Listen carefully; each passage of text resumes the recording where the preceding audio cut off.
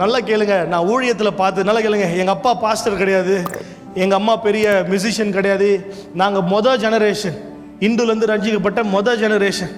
எங்கள் அம்மா எங்களை சண்டே ஸ்கூலுக்கு இதே சபையில் கூட்டு வந்து விட்டு வெளியே உட்காந்துருப்பாங்க, முடிகிற வரைக்கும் முடிச்சு கூப்பிட்டு போவாங்க.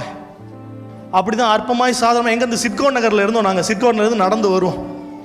இதே ஸ்ட்ரீட், இதுக்கு எதிர்த்து ஸ்ட்ரீட்டில் லாஸ்ட்டில் கிரிக்கெட் விளையாடுவோம். நல்லா கேளுங்க. அற்பமாய் சாதாரணமாய் துவங்கப்படுகிற, அது மாத்திரமல்ல, ஒருத்தனுக்குள்ள ஒரு தரிசனம் இருக்கும் என்று சொன்னால் அந்த தரிசனத்தை பிடித்து கொண்டு, வாலிப பிள்ளைங்க நல்லா கேளுங்க, உங்களுக்குள்ள ஒரு தரிசனம், ஒரு ஆசை, ஒரு எதிர்பார்ப்பு, ஆண்டவருக்காக சாதிக்கணுன்ற ஒரு எண்ணம், ஏக்கம், திட்டம் இருந்து ஸ்டெப்பை எந்த பயமும் பயப்படாம என்ன வந்தாலும் பார்த்துக்கலாம்டா, கர்த்தர் என் கூட இருக்கிறார்னு சொல்லி ஸ்டெப்பு மட்டும் வச்சிங்கன்னா போதும். மொத்த ஸ்டெப்பையும் பரலோகம் உங்களுக்காக வைக்கும். நீங்கள் நினைத்ததை காட்டிலும் 1000 மடங்கு உங்க வாழ்க்கையில உயர்த்தி உங்களை மேன்மைப்படுத்தி அழகு பார்க்கும். நல்லா கேளுங்க. உங்க வாழ்க்கையை இன்னொருவர் பார்த்து ஆச்சரியப்பட்டா அது ஒரு ஆசீர்வாதம்.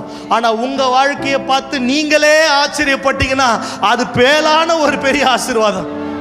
நல்லா கேளுங்க. நான் அப்படி